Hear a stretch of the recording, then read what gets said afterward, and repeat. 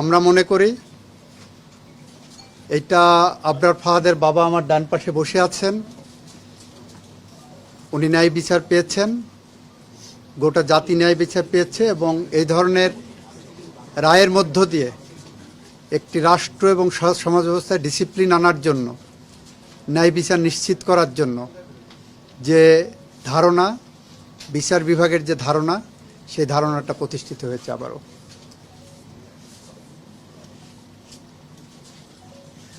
এই যে রায়টি হলো, এই রায়ের মধ্য দিয়ে আমাদের সমাজ ব্যবস্থার মধ্যে আসলে কি বার্তা আসলো? যে ঘটনাটি ঘটেছিল খুবই হিনিয়াস একটি ঘটনা ঘটেছিল, ডুয়েটের মতো প্রচেষ্টা, সমাজ কি বার্তা পেল এই রায়ের মধ্যে দিয়ে? এই রায়ের মধ্য দিয়ে সমাজ বার্তা গেল যে আপনি যত শক্তিশালী হন না কেন, আপনার পিছনে যত শক্তি থাকুক না কেন, সত্য একদিন প্রতিষ্ঠিত হবে এবং ন্যায় বিচার প্রতিষ্ঠিত হবে।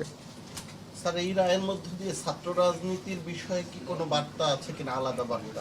বার্তা তো সবার জন্যই আছে যে আপনি যা করেন আইনের গণ্ডির মধ্যে থেকে করেন, আপনি যা করেন পাশবিকতা দেখানোর কোনো জায়গা না, আপনার মনুষ্যত্ব জাগরণ করতে হবে।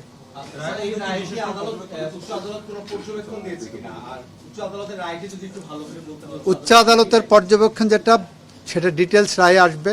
উচ্চ আদালতের পর্যবেক্ষণ এটাই, নিম্ন আদালত তার রায়ে যে ফাইন্ডিংস দিয়েছেন, যে ভিত্তি স্থাপন করেছেন, সেখানে ওনারা কোনো ইন্টারফেয়ারেন্সের মতো সুযোগ পাননি, এটাই পর্যবেক্ষণ। পুরো রায়টা 20 জনের নিম্ন আদালত ফাঁসি দিয়েছিলেন, 5 জনের যাবজ্জীবন দিয়েছিলেন এবং সেটা বহাল আছে। 4 জন পলাতক আছে।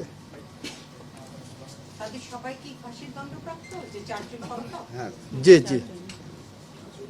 এখন বাকি প্রক্রিয়াগুলি খুব দ্রুত কি নিষ্পত্তি করা সম্ভব হবে কি? আরো প্রক্রিয়া আছে?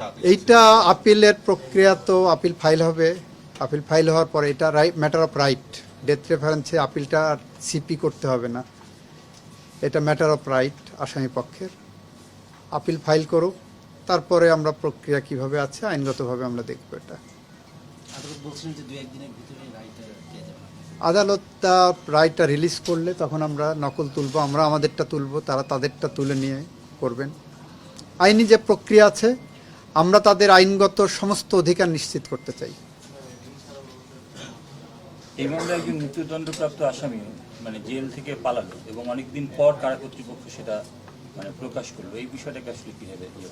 এইটা আমার রেকর্ডে আসেনি, আমার কাছে আসেনি। আমি পত্রিকা আপনাদের মতোই দেখেছি, মিডিয়াতে। যদি এরকম ঘটনা ঘটে থাকে নিশ্চয়ই কারা কর্তৃপক্ষ এটা তদন্ত করবেন এবং তাদের আইনানুগভাবে যা করণীয় সেটা করবেন। আর উনি যেদিন ধরা পড়বেন সেদিন থেকেই ওনার সমস্ত অধিকার যেটা আছে সেইটা দিয়েই আমরা আইনিভাবে পদক্ষেপ নেব। একটা হলো যে মাও সেতুংয়ের মতো যদি বলতে হয়, কোনো কোনো মৃত্যু থাই পাহাড়ের মতো ভারী, কোনো কোনো মৃত্যু পাখির পালকের মতো হালকা। আবরার ফাহাদের মৃত্যু আমাদের জাতীয় জীবনে থাই পাহাড়ের মতো ভারী হয়ে আছে। আবরার ফাহাদের মৃত্যু গোটা জাতির মূল্যবোধের শিকড়ে নাড়া দিয়েছে। আবরার ফাহাদের মৃত্যু এক্সপোজ করেছে যে রাজনৈতিক ফ্যাসিজম কিভাবে দিনে দিনে বাড়তে পারে। একই সাথে আবরার ফাহাদের মৃত্যু আমাদেরকে প্রতিষ্ঠা করে দিয়ে গেছে যে ফ্যাসিজম যত শক্তিশালী হোক, মানুষের মনুষ্যত্ববোধ কখনো কখনো জেগে উঠলে সমস্ত ফ্যাসিজমকে দুমড়ে মুচড়ে ভেঙে দিতে পারে। এবং সাধারণ জনগণের এই যে প্রতিক্রিয়া ছিল, সেই প্রতিক্রিয়ার কারণেই আবরার ফাহাদের এই হত্যাকাণ্ডের বিচার নিশ্চিত হয়েছে। আপনারাই বলবেন, আমি তো মনে করি আবরার ফাহাদের মৃত্যুর যে প্রতিক্রিয়া, সেই ঘটনার পরে শিক্ষা প্রতিষ্ঠানে এই বিভৎস চিত্র আর আমরা খুব বেশি দেখি নাই। তার আগে আপনারা দেখবেন রামদাও নিয়ে শিক্ষা প্রতিষ্ঠানের ভিতরে কোপানো হচ্ছে, এটা করা হচ্ছে, ওটা করছে। এখানে শিক্ষা প্রতিষ্ঠানের সহিংসতা ছিল, সেটা ফ্যাসিজমের যে বৈশিষ্ট্য, সেই বৈশিষ্ট্যগুলোর ওখানে প্রয়োগ। আপাতত মনে হবে যে সব ঠিকঠাক আছে, বাস্তবে এমনভাবে নিয়ন্ত্রণ করা হতো। আবরার ফাহাদের মৃত্যু সেই জায়গাটাকে একটা পজ দিয়ে গেছে। আবরার ফাহাদ তার জীবন দিয়ে এরকম অসংখ্য অগণিত আবরার ফাহাদের জীবন রক্ষা করে গেছে।